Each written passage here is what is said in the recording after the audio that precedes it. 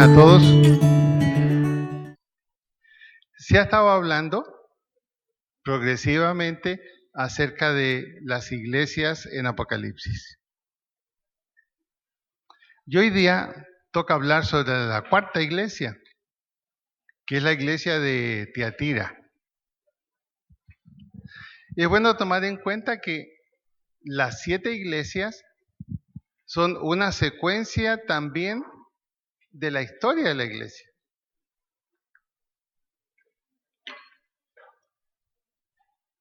La historia de la iglesia comenzó en el siglo I, ya va en el siglo XXI. Y cuando ustedes aplican lo que cada iglesia está haciendo o no haciendo, o errores que está cometiendo, coinciden plenamente con un sector de la historia.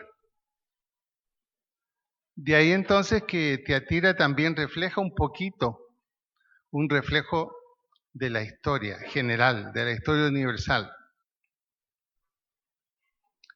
Corresponde a ese tiempo, y vamos a ver por qué,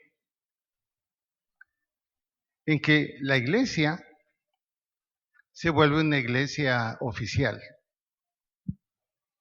Se une con el Imperio Romano prácticamente. Y es la iglesia del Estado. Ya está el Papa a cargo de lo que queda del Imperio de Roma.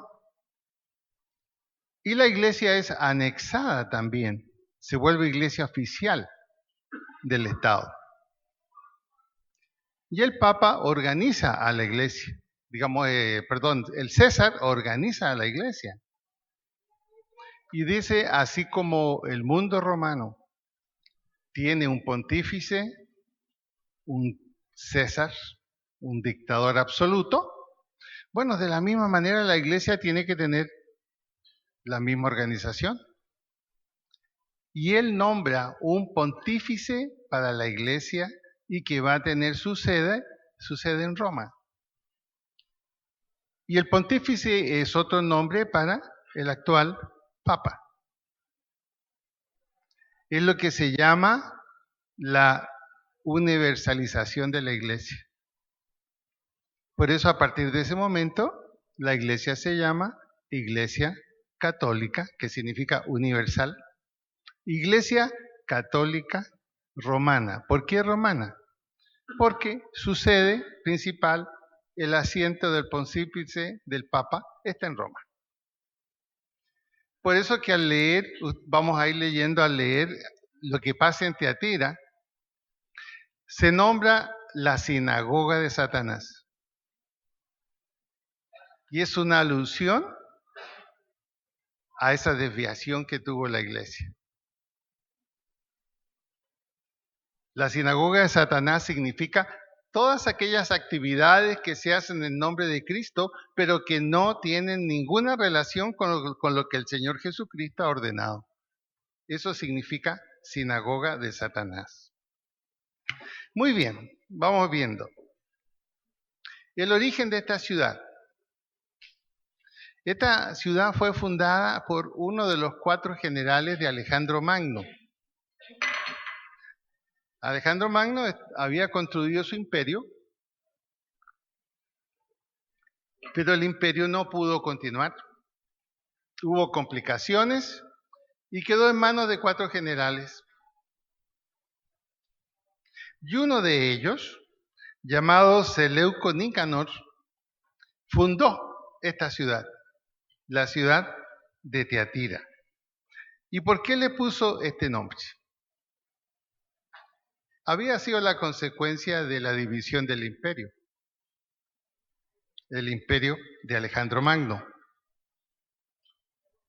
Y este nombre Tiatira significa actividad en el ofrecimiento de víctimas. Actividad en el ofrecimiento de víctimas. O sea que la ciudad fue fundada como un recordatorio, como una ofrenda a todos los que murieron para que se pudiera levantar el imperio de Alejandro Magno. Y este general, al fundar esa ciudad, le pone ese nombre en recuerdo, podríamos decir, de todas las víctimas que hubieron en esa guerra tan larga de Alejandro Magno. Originalmente fue habitada por 35.000 habitantes solamente, era pequeña. Hoy día tiene otro nombre, Atkisa, y es una pequeña ciudad en Turquía, un pequeño pueblo que no pasa de 40.000 personas. La carta es enviada al pastor de la iglesia, lo mismo que en el caso de las otras iglesias. Juan recibe la orden, escribe al ángel de Tiatira. ¿Quién es el ángel de Tiatira? El pastor de la iglesia, el responsable de la iglesia. En Apocalipsis 2:18, ahí está el autor de la carta, en nombre de quién se escribió esa carta. Dice, escribe al ángel de la iglesia en Tiatira. El Hijo de Dios, aquí aparece el autor. Y es interesante que el Señor Jesús se identifica de diversas maneras, algunas muy amoroso, otras lo contrario, muy severo. El Hijo de Dios, el que tiene ojos como llama de fuego, es decir, puede ver hasta debajo del agua, nada se oculta a su mirada. Es el autor de la carta, Jesús diciendo, yo sé absolutamente todo lo que sucede. Nada está escondido de mi vista. Y cuando dice que son como llama de fuego, es porque no es una mirada amorosa, es una mirada de reprensión. Hay algo en la iglesia que necesita ser reprimido. Y agrega, y pies semejantes al bronce bruñido. En otras palabras, cuando dice pies semejantes al bronce bruñido, lo que está aludiendo, ojo, los pies del que juzga y que juzga muy fuerte están cerca y están caminando hacia ti. O sea, es un saludo pero tremendamente fuerte, muy severo a esa iglesia. Conozco tus obras y amor y fe y servicio y tu paciencia y que tus obras postreras son más que las primeras. ¿No les parece una contradicción? El saludo y luego lo que dice. El saludo es severo. Hay problemas. Pero sin embargo le dice, yo conozco tus obras, tu amor y tu fe, tu servicio y tu paciencia, y que tus obras postreras son más que las primeras. Es decir, hay un pequeño grupo dentro de la iglesia de Tiatira que ha sido mirado en forma diferente por el Señor. Es un grupo que no se ha contaminado. Es un grupo que no ha participado en las malas obras. Pero lamentablemente lo que está sucediendo en la iglesia es tan peligroso que el saludo tiene que ser severo y de advertencia. Posiblemente el grupo que no estaba tan mal era un grupo que estaba haciendo las cosas bien, pero no se atrevían a levantar la voz frente a lo que estaba sucediendo con la mayoría de la iglesia.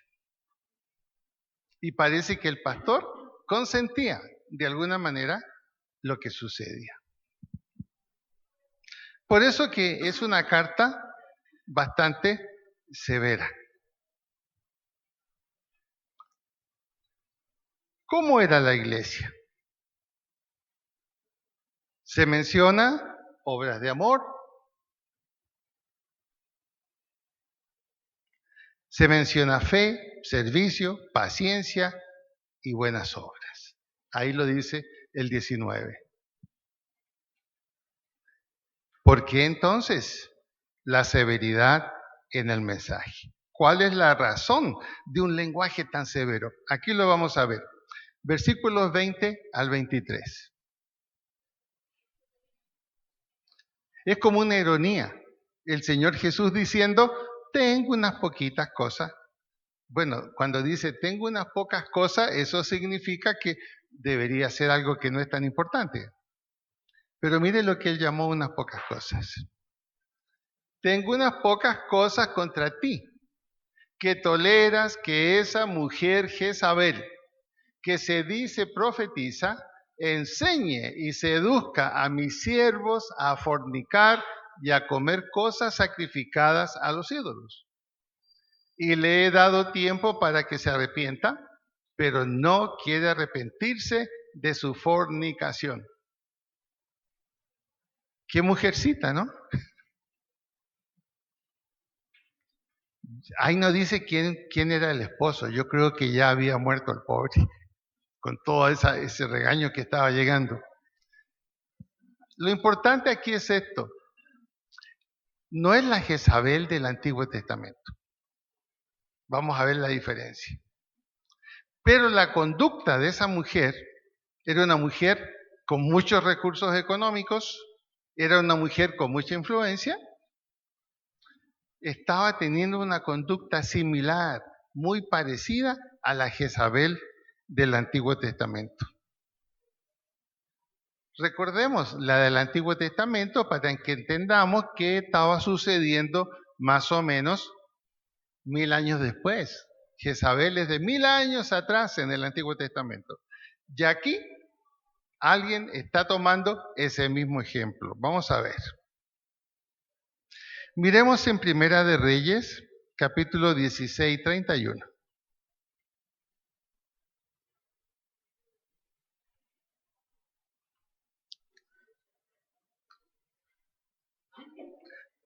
Dice lo siguiente.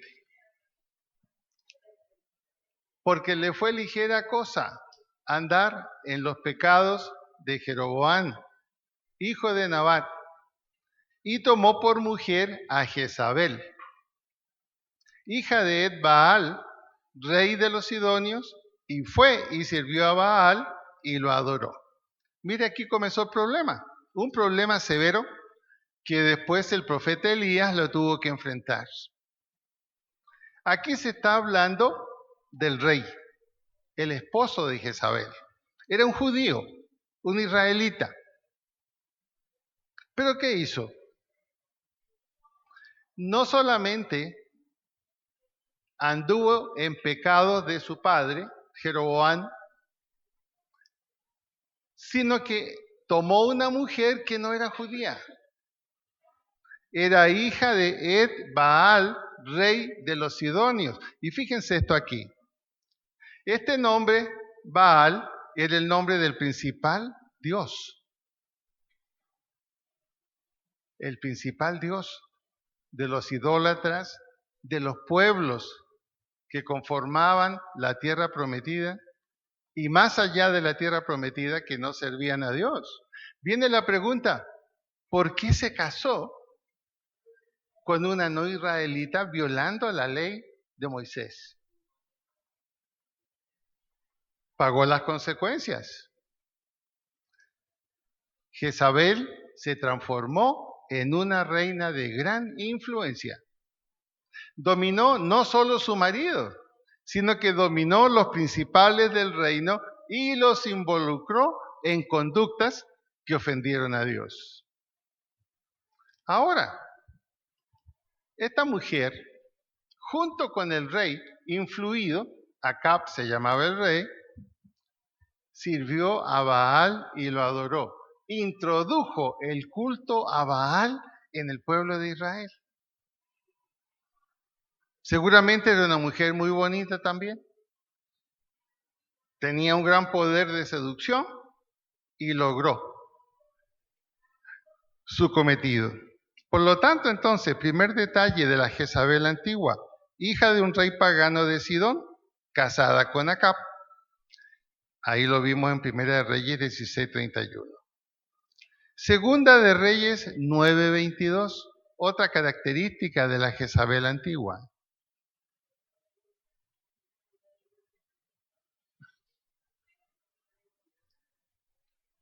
Cuando vio Jorán a Jehú, dijo, ¿hay paz, Jehú?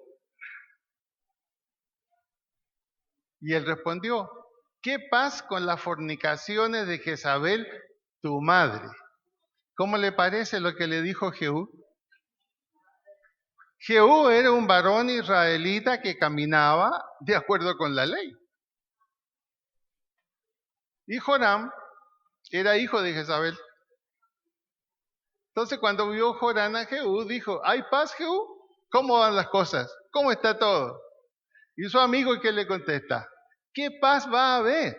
Las inmoralidades sexuales de Jezabel, tu madre, y sus muchas hechicerías.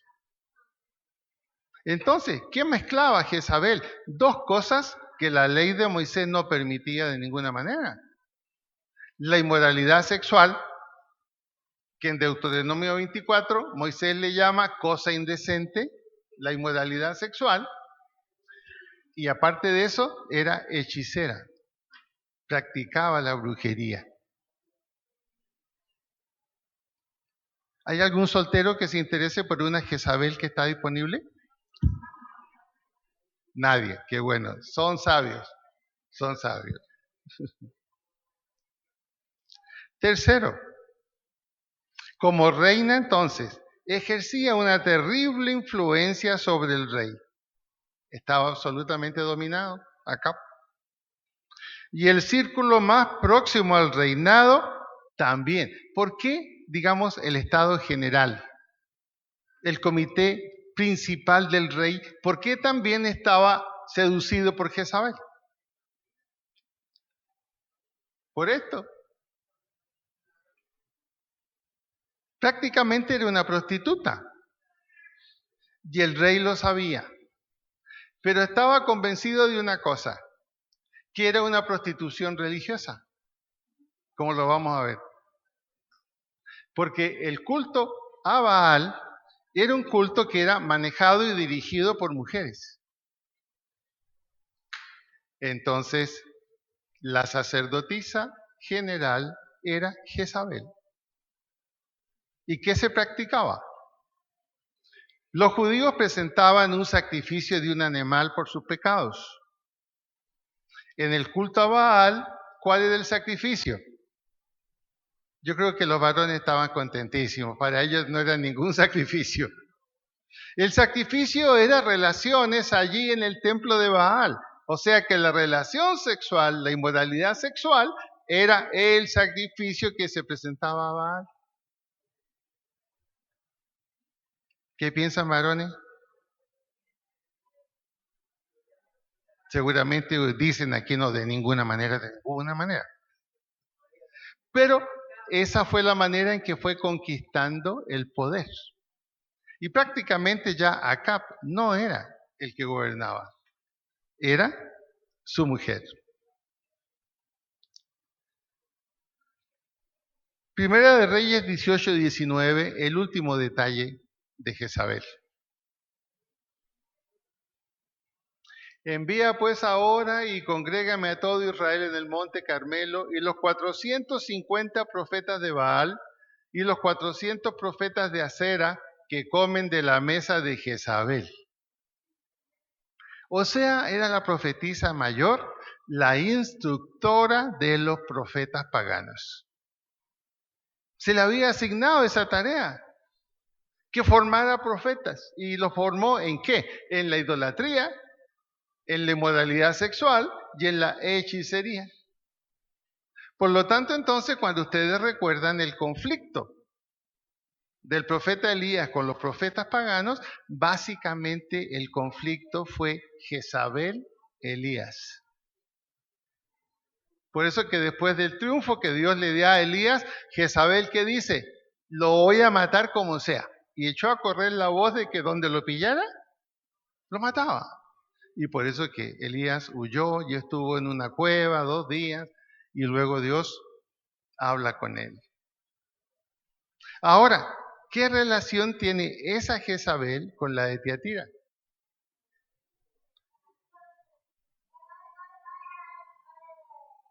En Tiatira, ¿qué está pasando con Jezabel? Uno, se decía profetiza. Volvamos al 20 al 23. Pero tengo unas pocas cosas contra ti. Veamos la similitud. Toleras que esa mujer Jezabel que se dice profetiza, nadie la había nombrado. Ella por sí misma asumió ese cargo y asumió esa responsabilidad. ¿Respaldada en qué? Respaldada en la influencia que podía tener por la situación económica de la cual gozaba. Y ese es un problema muchas veces en las iglesias, que a veces una persona respaldado en la situación económica, en el poder y la influencia que tiene, incluso puede influir negativamente en la iglesia y llevar a la iglesia a cosas que no debe hacer. Por esa razón, y ahora podemos entender muy bien, ¿por qué la iglesia debe vivir del diezmo y las ofrendas? Porque no debe vivir de la influencia de una, dos o tres personas que dicen, yo le voy a financiar la iglesia. Aquí hay testigos que eso nos pasó a nosotros. ¿Se acuerda, Fan? Qué bueno sería la condición de ella, una persona muy buena, pero con ciertas ideas. ¿Cuál fue la idea de ella? No, pastor, por favor, no pida nada. Incluso yo tenía un carro de parte de ella en préstamo. No pida nada, pastor. Vamos a financiarlo todo. Y mi respuesta fue no. ¿Y cuál fue la respuesta de ella? ¿Se acuerda Fanny qué hizo? ¿Se quedó? Se fue.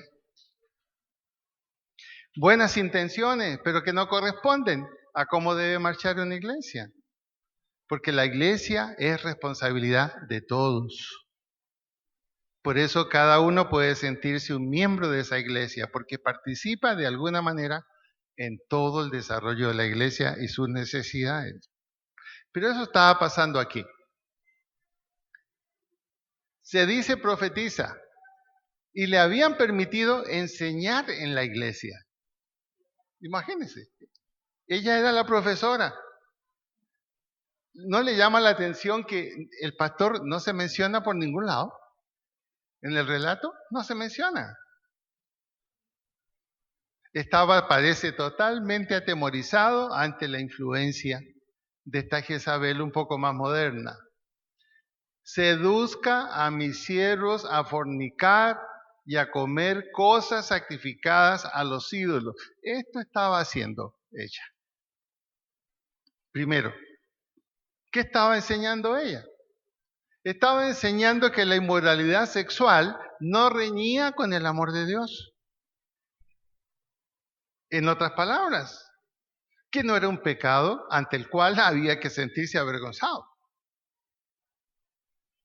En otras palabras, una falsa doctrina de que Dios es tan amoroso que Él va a sacar su vista de lo que no debe ser y va a decir no hay problema, sigan adelante.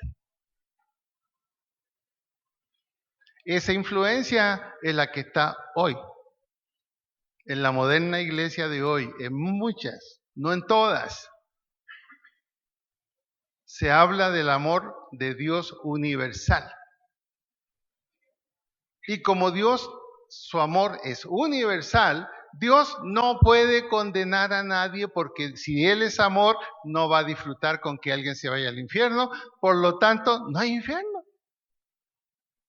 Dios perdona todo, Dios consiente todo, nos ama tanto que podemos hacer lo que queramos mientras sea en forma decente. Esa es la norma de hoy.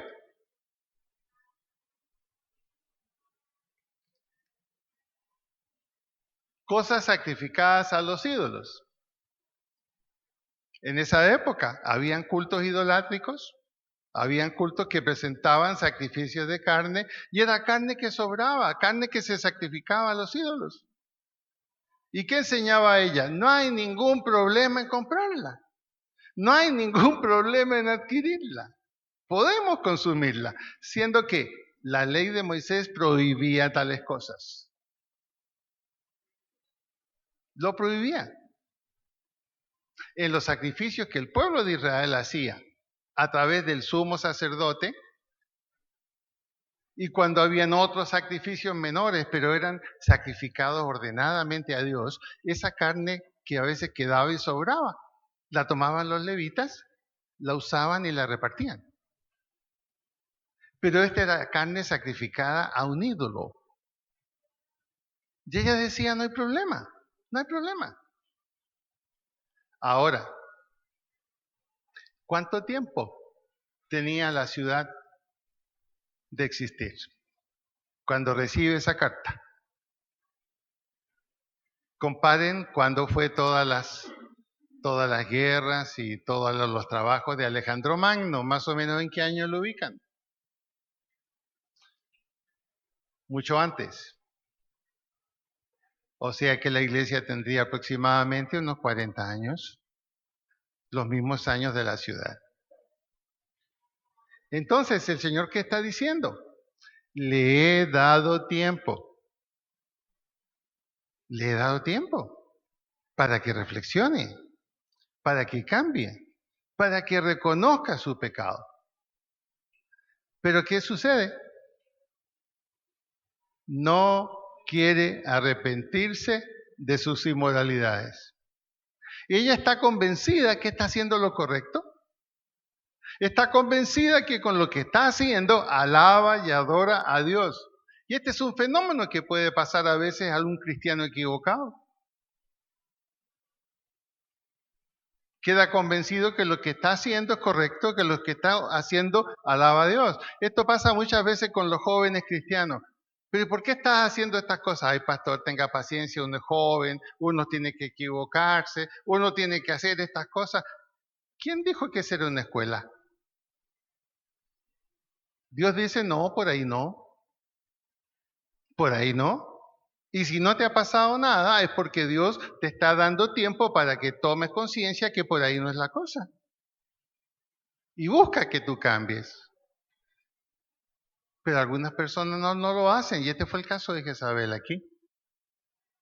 Le he dado tiempo para que se arrepienta, pero no quiere arrepentirse de sus inmoralidades. Traten de imaginarse entonces qué pasaba dentro de la iglesia, cómo era el ambiente dentro de la iglesia. Estaban todos tranquilos, nadie estaba preocupado. El grupito que hacía las cosas bien se sentía como algo aparte, estaban en la iglesia, pero no decían nada. No levantaban la voz contra lo que estaba sucediendo. Entonces, aparentemente todo estaba en orden. El grupo de Jezabel, bueno, haciendo las cosas que ellos querían hacer. Y los otros orando, haciendo buenas obras, persistiendo en la fe, pero dejemos que Dios arregle esto. Y no hubo cambio. O sea, Dios siempre da un tiempo de oportunidad para que se produzca el cambio. Interesante y muy decidor. Hablemos del pastor de la iglesia de Teatira. ¿Le llama la atención que no se menciona al pastor en ninguna parte? Pero ¿a quién fue dirigida la carta? A él. O sea que cuando la carta va dirigida a él, Dios le está haciendo responsable de lo que está sucediendo allí. Ahora, nuestro hogar, de alguna manera, es como una pequeña iglesia. Ya hay un pastor a cargo de la familia y el Nuevo Testamento le llama sacerdote, más que pastor. Casi el patriarca de la familia. Y esa carta también nos llega a nosotros. A nosotros. Los pastores, los sacerdotes de nuestra familia. A veces en nuestra familia hay algunos que andan bien, hay otros que no andan bien, incluyendo la familia extendida, no solo la básica, la familia extendida.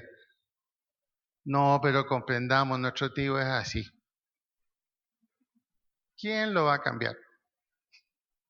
No entendamos, nuestra tía, uy, va a morir chismosa. No le digamos nada, no.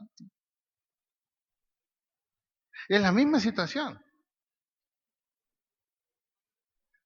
¿Cómo va a poder cambiar esa familia? Alguien tiene que tomar la voz y decir, no, por ahí no es la cosa. Ahora, el pastor y esta iglesia tenía una norma, había sido enseñada esta iglesia. Los apóstoles habían pasado por ahí también. Por eso habían cristianos ahí.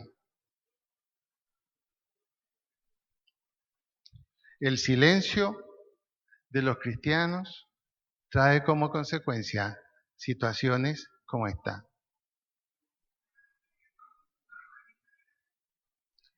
Cuando hablamos ahora nosotros y vemos, pero qué terrible lo que pasa en la Iglesia Católica. Qué terrible. Homosexualidad, el abuso con los niños, con los jovencitos.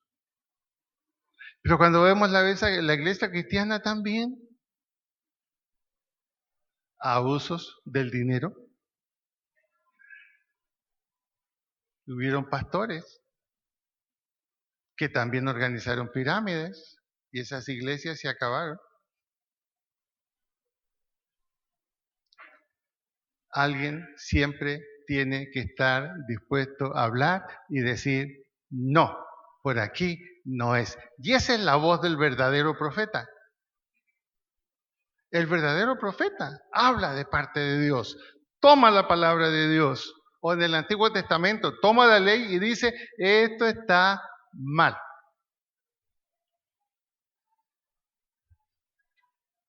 En el Antiguo Testamento, ante tamaña acción de Dios, en que mueren todos los profetas falsos,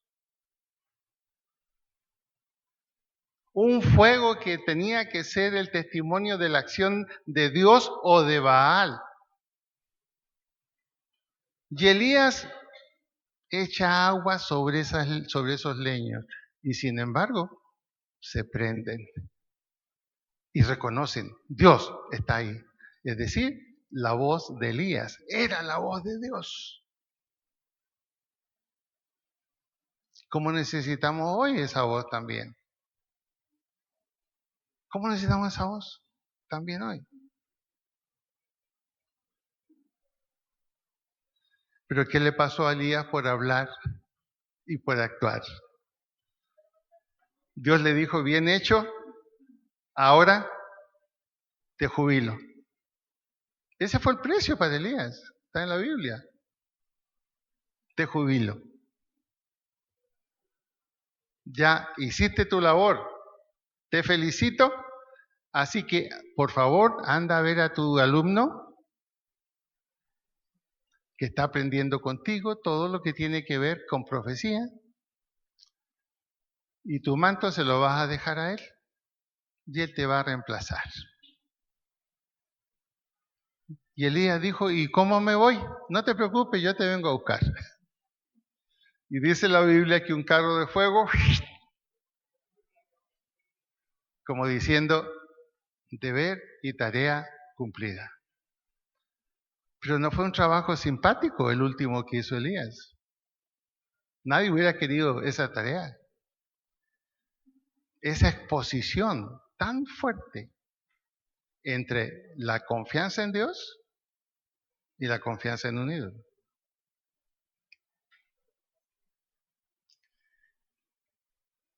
¿Qué hizo entonces con esta mujer? He aquí yo la arrojo en cama, es decir, enfermedad. Aquí se ve que la severidad de Dios a veces con estos casos como estos, esa enfermedad, mejor no siga más. ¿No quiere entender? Mejor no más. He aquí yo la arrojo en cama y en gran tribulación a los que con ella adulteran. Es decir, Dios dijo, creían que yo no los iba a tocar, los toco, los toco. Si no se arrepienten de las obras de ella. Ya sus hijos, ¿qué va a pasar? Y todas las iglesias sabrán qué cosa, que yo soy el que escudriña la mente y el corazón, y os daré a cada uno según vuestras obras. Esa fue la respuesta de Dios. Esa fue la respuesta de Dios, finalmente. Murió Jezabel,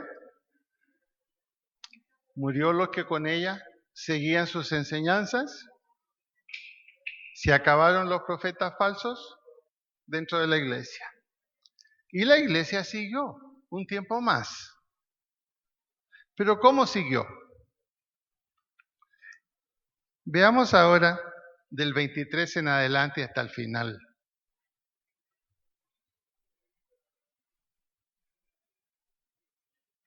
Miren el versículo 24. ¿A quién se está dirigiendo ahí el Señor? Llamémosle a los buenos. Al grupito de los buenos, pero lamentablemente estaban muy callados. Pero a vosotros, los que no se habían contaminado con ella, los que no formaban parte del grupo de Jezabel, los que no hacían lo que Jezabel enseñaba, los que no estaban de acuerdo pero no aplaudían con los pies, ni con las manos tampoco, estaban en silencio. Pero a vosotros y a los demás que están en Tiatira, ¿a cuántos no tienen esa doctrina y no han conocido lo que ellos llaman las profundidades de Satanás? Las profundidades de Satanás son todo lo que no tiene que ver con el Evangelio, todo lo que no tiene que ver con las ordenanzas del Señor, todo lo que Dios no ha dicho ni ha permitido. Esos son las sinagogas de Satanás. Aquí vemos la terrible influencia de la iglesia oficial. Comienzan los problemas en las iglesias. La iglesia ortodoxa, que se separa de la iglesia oficial, tiene normas más estrictas. Se llama iglesia ortodoxa justamente por eso. Ortodoxa significa recta doctrina. Recta doctrina. Una parte de la iglesia cristiana se quedó como iglesia oficial, con su sede en Roma y con el Papa a cargo de ella. Y esa otra parte dijo, no estamos de acuerdo, esto no tiene que ver con la Biblia, esto no es el cristianismo, salimos de aquí. Y ellos establecen el centro de la iglesia ortodoxa en Constantinopla. Y el jefe máximo de la iglesia ortodoxa es un arzobispo, no un papa. ¿Y qué significa la palabra ortodoxa? Ortodoxa significa recta doctrina. Y ellos toman ese nombre. No nos vamos a apartar de la recta doctrina que la hemos venido conociendo desde el último apóstol Juan.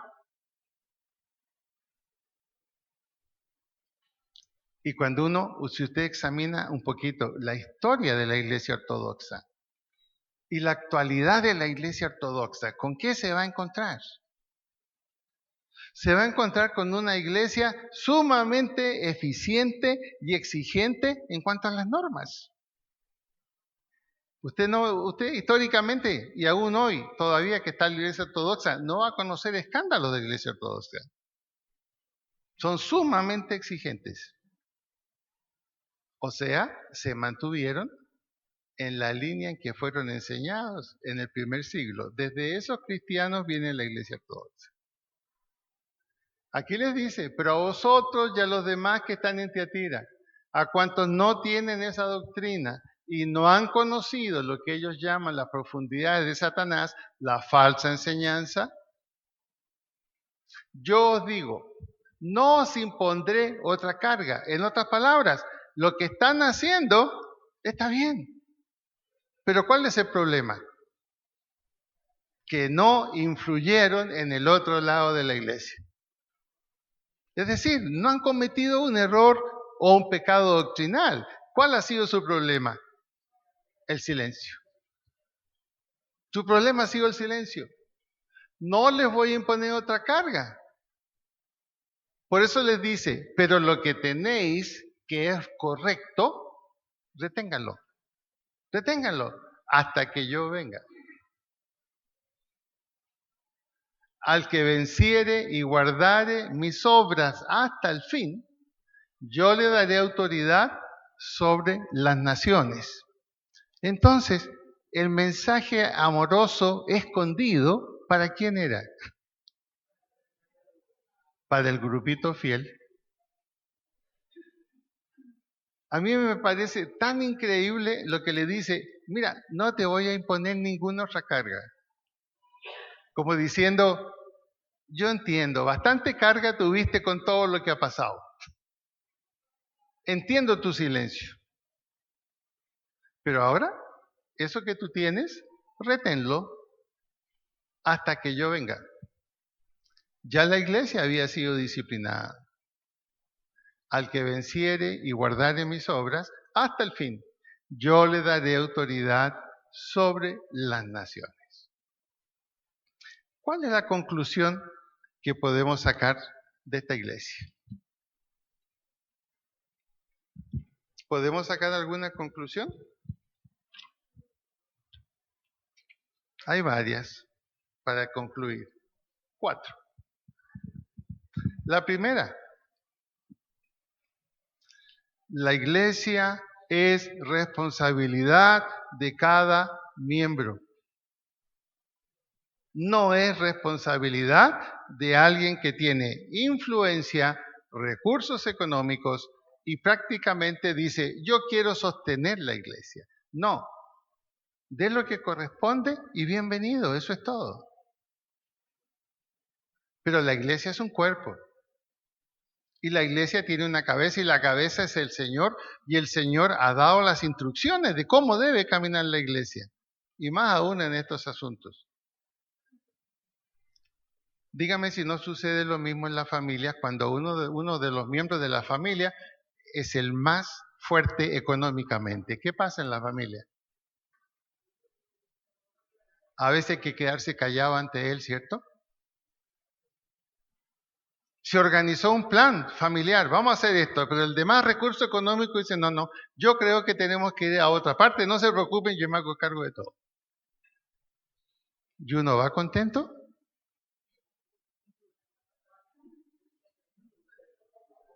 Pero qué diferente cuando la familia hace un plan, yo pongo esto, tú pones esto, ya, y vamos todos. Punto, todos disfrutamos unidad. Lo mismo es en la iglesia, esa es la primera conclusión. La segunda conclusión, el Señor nunca nos pondrá otra carga aparte de la que debemos tener. La carga que debemos tener es cumplir lo que Él nos ha pedido. No necesitamos inventarnos nada más. Ejemplo, el Señor me ha mostrado, imagínense que yo un día dijera esto aquí. El Señor me ha mostrado y es una visión porque lo soñé. ¡Qué bendición! ¡Qué alegría! ¡Aleluya! Que todas las mujeres vinieran con una falda negra hasta los pies y una blusa blanca y no se cortaran el pelo ni se peinaran nunca más. ¿Ustedes qué me dirían? Bueno, pero hay iglesias donde sí se hace. Esa es una carga que el Señor no ha impuesto. No ha impuesto. ¿Qué dice la Biblia? No, que vuestro vestimento sea adecuado, sin exageraciones, etc. Nada más. No dice nada más.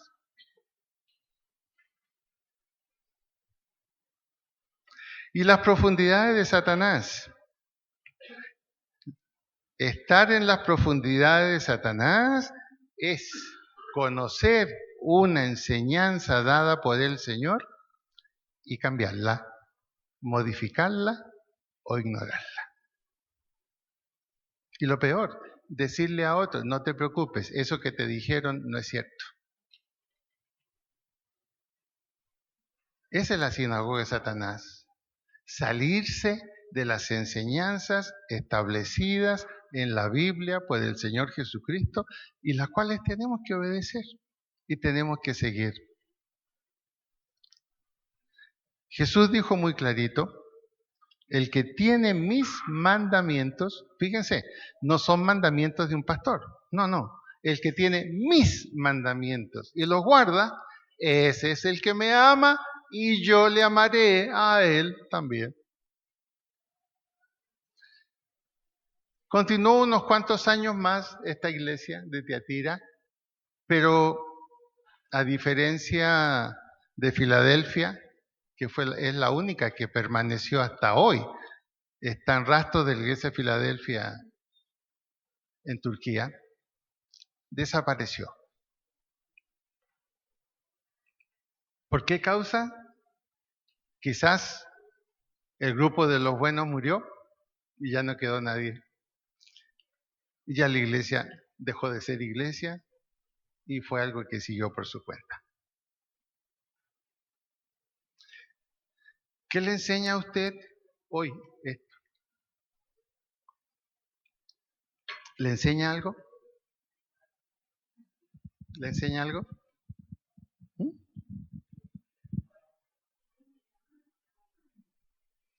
Parece que estamos hablando de algo tan lejano, ¿no? Pero motivo su curiosidad. Investigue Barranquilla y va a encontrar un par de iglesias con situaciones como esta, con homosexualidad. O sea, no es tan lejano, es muy cercano también. Entonces, cuidémonos. Es más cierto lo que Dios dice a lo que diga cualquier persona. De ahí entonces la necesidad de estar siempre al lado de la Biblia, la palabra de Dios. Vamos a ponernos de pie para orar.